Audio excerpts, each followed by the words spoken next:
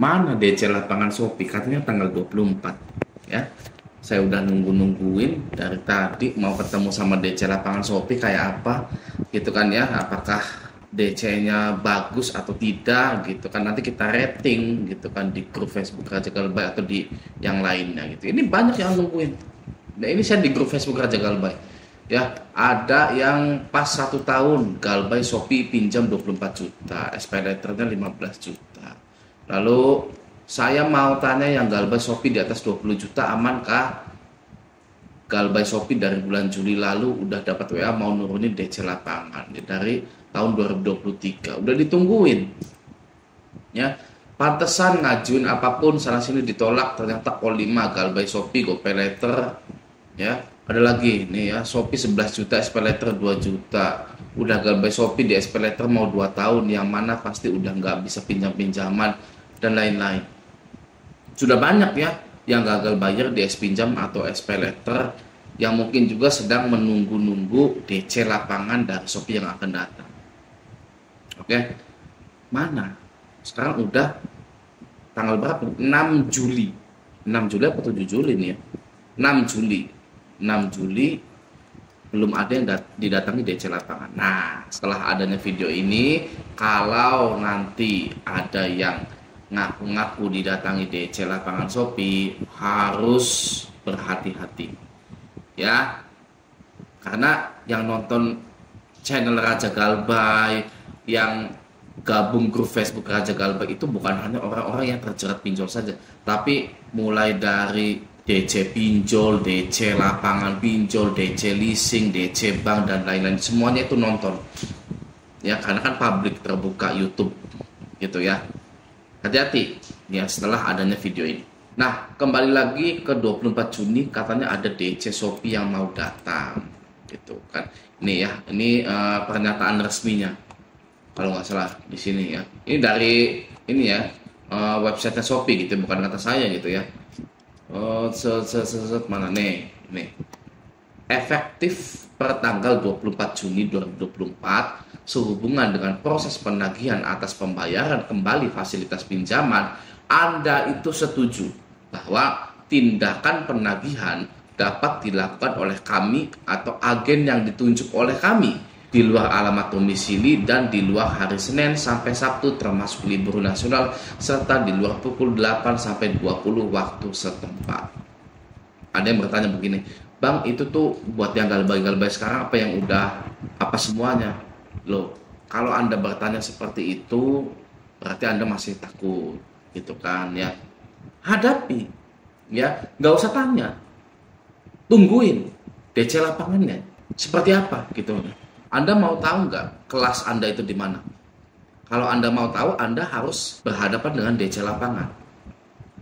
Ya, nanti akan ketahuan tuh, apa Anda memang takut tapi bisa mengatasinya, ada yang seperti itu. Ada yang ketakutan lalu menjanjikan semuanya gitu kan. Ada yang langsung berani gitu. Ada yang langsung friendly ya. Nah, di sini kita nggak usah fokus akan didatangi atau tidak, tapi kita fokus tentang pengembangan diri kita. Oke, ketika DC lapangan datang ini, apa yang harus Anda lakukan? Nah, saran saya, Anda mau takut, mau berani, stay galbay gitu ya. Anda boleh saja takut, misalnya takut gemeteran gitu kan. Itu manusiawi, normal. Semua orang seperti itu. Ya, jangan dikira semua orang itu langsung berani. Itu tidak, semua orang itu sama seperti Anda. Bahkan rahasianya nih ya, DC-nya pun takut dengan Anda sebenarnya. Iya, ya DC lapangan itu takut dengan Anda itu. Itu rahasia DC lapangan. Ya, jadi mau Anda takut, mau Anda berani, mau Anda friendly, tetaplah stay galbay.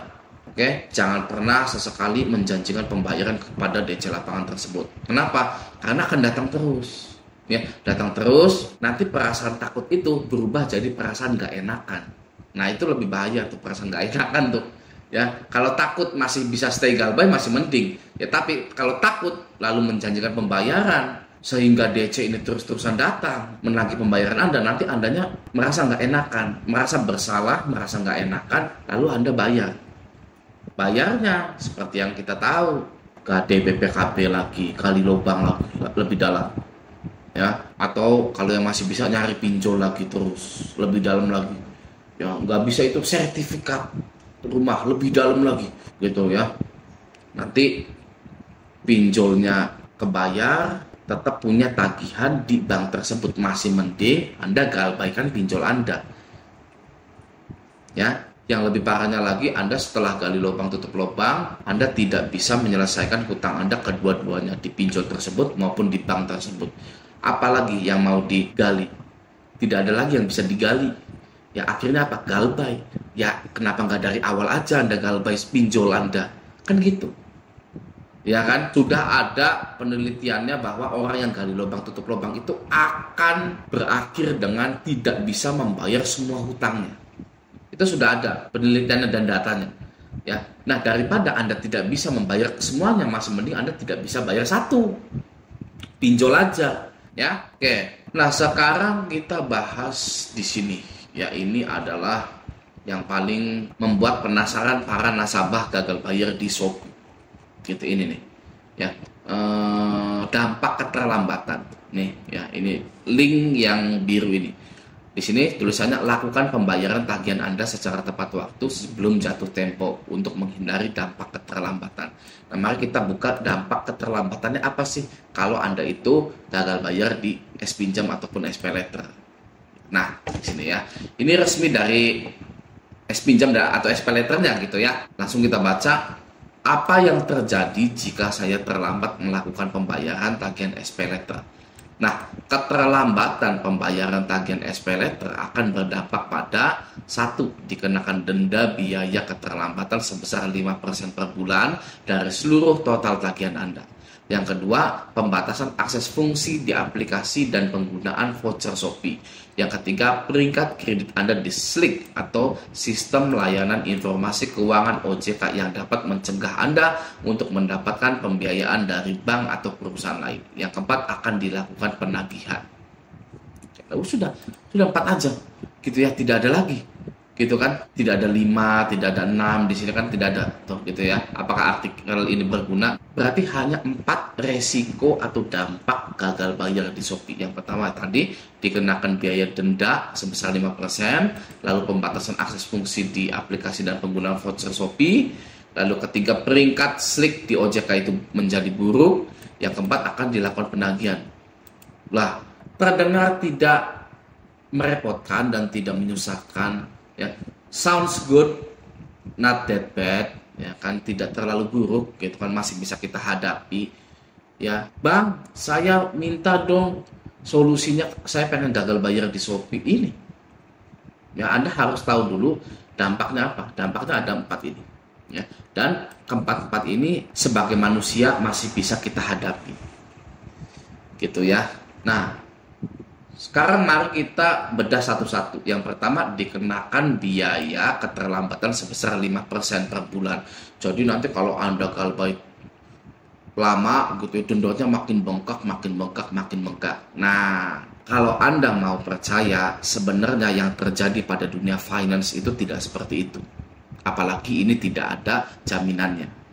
Oke, faktanya di dunia finance, ketika Anda sudah gagal bayar lama, menunggak, dan dendanya sudah bejibun, maka Anda itu akan ditawari pemotongan denda 100%. Jadi nanti Anda hanya bayar pokoknya saja. Misalkan Anda hutang 2 juta. Kalau normalnya Anda itu kembalikan misalkan 2.600.000 gitu. Nah, Anda hanya bayar 2.600.000 saja. Denda-dendanya itu hilang. Oke. Ya, tapi kalau saya ngapain nungguin denda, pemotongan denda, ya nungguin DC ngasih potongan denda gitu. Galbay, langsung saja. Ya, nggak usah nungguin ngapain gitu kan. Yang kedua, pembatasan akses fungsi. Ini nggak tahu apa ya, voucher Shopee gitu kan. Nah, yang ketiga, peringkat kredit Anda di SLIK OJK yang dapat mencegah Anda untuk mendapat pembiayaan dari bank atau perusahaan lain. Ya, yang pertama bagus. Ya kan, bagus. Karena Anda tidak bisa pinjam-pinjam lagi. Nggak usah pusing-pusing lagi lah gitu kan ya. Sudah ngumpulin cash, beli. Gitu ya. Dan yang kedua adalah pemutihan SLIK OJK. Gitu, pasti ada pemutihan SLIK OJK itu ya. Sangat sulit sekali untuk dipercayai, tapi hanya orang yang sudah galbay lama lah yang percaya bahwa hutangnya itu akan dihapuskan. Gitu. Sebenarnya saya juga sudah membuktikan hal tersebut gitu ya dari setahun yang lalu ya, bahwa saya itu hutangnya dihapus bukukan gitu. Oke, yang keempat akan dilakukan penagihan. Nah, penagihan di Shopee itu kan biasanya keluar kondar gitu ya. Biasanya yang sering diisi pulsa gitu kan. Ya sudah, relakan saja ya. Anda sudah galbay, sudah menang kan. Nah, itulah mindset ya. Kita sudah galbay, sudah menang. Anda mau telepon kondar, mau telepon yang sering diisi pulsa, silakan saja. Gitu ya. Good luck. Oke. Lalu pembahasan yang selanjutnya adalah ada di asuransi S-Pinjam atau SPayLater ini. Kita scroll ke bawah dan ke 43 ini. Poin 4.3. Di sini dinyatakan bahwa resiko kredit atau gagal bayar ditanggung sepenuhnya oleh pemberi pinjaman atau asuransi kredit sebagaimana relevan. Bukan asuransi jiwa, bukan asuransi kesehatan, tapi asuransi kredit.